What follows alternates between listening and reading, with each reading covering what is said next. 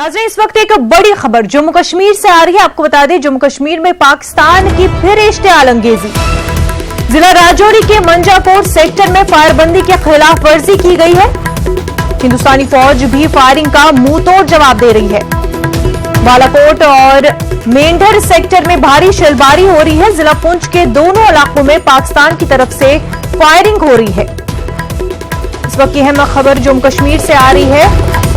पाकिस्तान की फिर से इश्तियाल अंगेजी देखने को मिल रही है। जिला राजौरी के मंजाकोट सेक्टर में फायरबंदी की खिलाफ वर्जी की जा रही है। हिंदुस्तानी फौज फायरिंग का मुंहतोड़ जवाब दे रही है। बालाकोट और मेंढर सेक्टर में भारी शैलबारी हो रही है।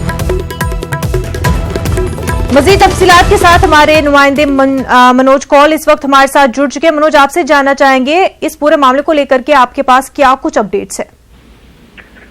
देखिए मनोज साहब, पाकिस्तान की तरफ से आज एक बार फिर पुंछ में बालाकोट और मेंढर में जिला इश्तियाल गोलाबारी की गई, जिसका मुंहतोड़ जवाब हिंदुस्तानी फौज दे रही है। साथ ही राजौरी में भी मंजाकोट का जो इलाका है वहां पर पाकिस्तान की तरफ से एक बार फिर गोलीबारी की गई और अभी तो जो हिंदुस्तानी फौज है उसका मुंहतोड़ जवाब दे रही है। हमने देखा कि पिछले कई दिनों से एक मामूल सा बन गया है कि जब पाकिस्तान लगातार सीज फायर माहिदे की खिलाफवर्जी कर रहा है।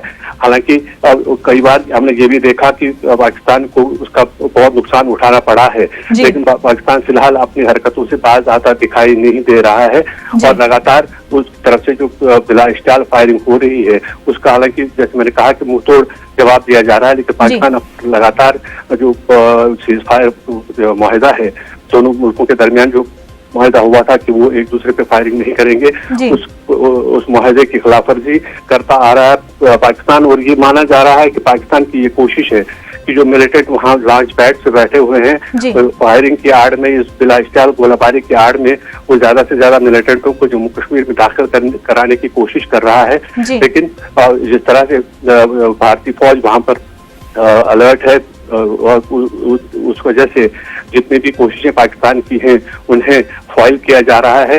और ये खास एक और बात इसमें जो खास हमने देखी हुई है पिछले दिनों में जो बिला इश्तियाल गोलाबारी की गई वो ये है कि पाकिस्तान न सिर्फ भारतीय चौकियों को निशाना बना रहा है बल्कि जो सिविलियन पॉपुलेशन है उसको भी निशाना बनाया जा रहा है। हमने देखा कि अभी कुछ दिन पहले राजौरी में ही और पुंछ में जो गोलीबारी हुई थी उसमें सिविलियन आबादी जो है उसको निशाना बनाया गया था और कई मकान जो वहाँ हैं उनको नुकसान पहुंचा था।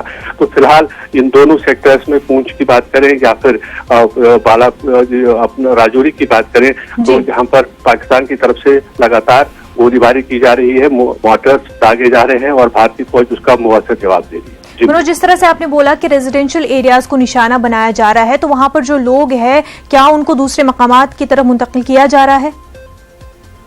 देखिए मुनीर साहब, यहाँ होता क्या है कि जैसे ही ये गोलाबारी होती है ये पहले से हमने देखा कि पिछले कई साल से पाकिस्तान लगातार गोलीबारी कर रहा है। उसके चलते इन एरियाज में सिक्योरिटी बंकर बनाए गए हैं। कुछ जमीन बंकर जो है पक्के बंकर वो सरकार की तरफ से बनाए गए हैं और जैसे ही पाकिस्तान की तरफ से इस तरह की हरकत की जाती है तो लोग अपने ही जो मुल्का इलाकों में जो बंकर बनाए गए हैं उनकी तरफ चले जाते हैं और वहाँ जो कोशिश उनकी ये होती है कि अपनी जान को वो बचा सकें।